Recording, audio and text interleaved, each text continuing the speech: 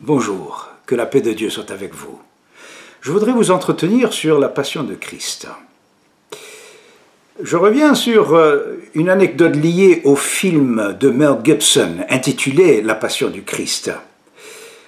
L'interprète et l'acteur qui a interprété justement Jésus dans ce tournage a eu une expérience assez étonnante. Il a été frappé de foudre, et plus d'une fois durant ce tournage. L'historicité de la crucifixion ne fait plus de doute pour les chercheurs. Nous n'allons pas revenir là-dessus. Mais par contre, il est dit de ce film qu'il est chargé d'émotions, il est bouleversant. D'ailleurs, il est déconseillé aux moins de 12 ans, à cause d'une rare violence, de cruauté, de torture. Mais c'est effectivement ce que Jésus-Christ a subi. Et c'est pour cela que je vous dis que la passion du Christ est une preuve du plus grand amour qu'il a eu pour nous. Deux preuves d'amour. Ils sont tirés de versets de la Bible. Tout d'abord, celui de Saint Paul. Saint Paul qui dit qu'il n'y a pas, que Dieu a prouvé son amour envers nous, en ce que lorsque nous étions encore des pécheurs, Christ est mort pour nous. Et puis il y a la citation de Jésus-Christ, celle qu'il a donnée à ses disciples, même avant d'arriver à la crucifixion, où il dit « Il n'y a pas de plus grand amour que de donner sa vie pour ses amis ». Et c'est effectivement ce qu'il a fait. Oui, le plus grand amour. Un grand amour comme celui-ci devrait être irrésistible. Or, les hommes n'aiment pas Jésus-Christ en retour, malheureusement trop souvent. Alors je voudrais vous convaincre de ce plus grand amour. Tout d'abord, c'est un plus grand amour à cause de ce que ça a coûté à Jésus-Christ. Qu'est-ce que ça lui a coûté? Ça lui a coûté sa vie, bien entendu. Mais en dehors de ça, ça lui a coûté toutes ses souffrances.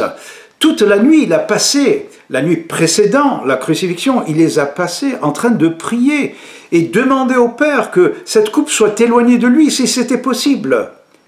Mais non sa volonté, mais que la volonté du Père se fasse. Il a accepté d'aller jusqu'au bout, même s'il a été faussement accusé, même étant fouetté, craché dessus, une couronne d'épines écrasée sur son front. Tout cela, mais ça ne s'arrête pas là. Parce qu'il n'est pas seulement mort, mais à un certain moment donné, il lève les yeux vers le Père et il dit « Mon Père, pourquoi m'as-tu abandonné ?»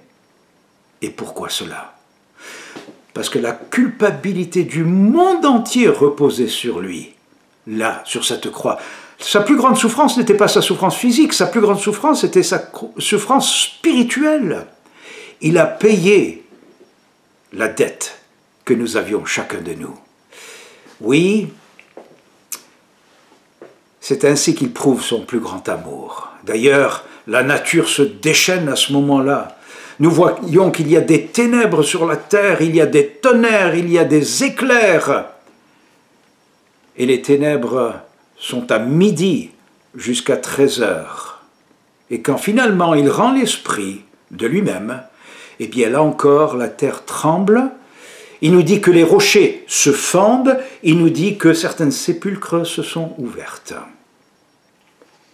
Personne ne nous a aimés autant que Jésus-Christ. La preuve du plus grand amour, c'est aussi qu'il nous offre le pardon généreusement. Nous voyons que Saint Pierre l'a renié, vous vous rappelez bien, mais Jésus lui a pardonné. Les disciples se sont enfuis quand ils ont vu la foule arriver pour s'accaparer de lui et le crucifier. Jésus leur a pardonné. Nous voyons ces bourreaux en face de lui. Il adresse une prière au Père et il dit « Mon Père, pardonne-les, pardonne-leur car ils ne savent ce qu'ils font. » Nous voyons le larron qui est à côté de lui. Il y en a deux. Un se moque de lui, l'autre se repent et dit « Rappelle-toi de moi quand tu entreras dans ton paradis. » Et Jésus lui accorde un pardon immédiat. « Aujourd'hui tu seras avec moi au paradis. » Quel pardon! N'est-ce pas là une preuve d'amour, la preuve du plus grand amour? Et puis l'autre preuve du plus grand amour, ce sont toutes les promesses qu'il laisse avec nous. Oui, il nous a quittés, il est allé au ciel, mais il reste néanmoins parmi nous pour nous aider. À ceux, par exemple, qui souffrent de crainte, il dit « Ne craignez point, car vous êtes mes amis ». À ceux qui sont fatigués et chargés, il dit « Je vous donnerai du repos pour vos âmes, venez vers moi ». À ceux qui sont tourmentés, il dit que votre cœur ne se tourmente point, ne se trouble point. Je vous laisse ma paix, je vous donne ma paix. À ceux qui sont dans une situation incontrôlable, il dit « Ne vous en faites pas, car j'ai vaincu le monde ». Et quand nous nous sentons abandonnés, il a promis « Je ne te délaisserai point, je ne t'abandonnerai point ». Quel amour et quelle preuve d'amour! Mes amis, nous vivons une époque où nous sommes assez impuissants face à ce virus qui fait des malades, ce virus qui fait des morts par milliers, par dizaines de milliers. Nous avons besoin de nous fier à quelqu'un qui est plus fort que nous, et c'est Jésus-Christ. C'est lui qui a dit « Si tu crois au Fils, tu possèdes la vie éternelle. Mais si tu ne crois pas au Fils, tu ne verras pas la vie. Mais la colère de Dieu demeure sur toi. » Oh, que la colère de Dieu ne demeure pas sur nous. Il a payé pour nos offenses. Alors recevons-le. Ça me fait penser à ce maître nageur qui, dans une tempête, se lance à l'eau pour sauver de noyade un individu qu'il ne connaît même pas.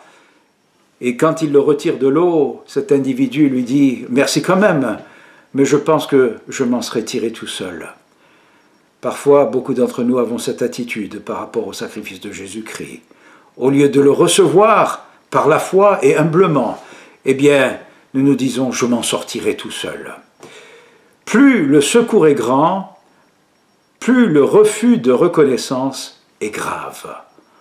Empressons-nous de venir vers lui, les bras ouverts pour le recevoir comme notre Sauveur et notre Seigneur. Je vous remercie, que Dieu vous bénisse. Au revoir.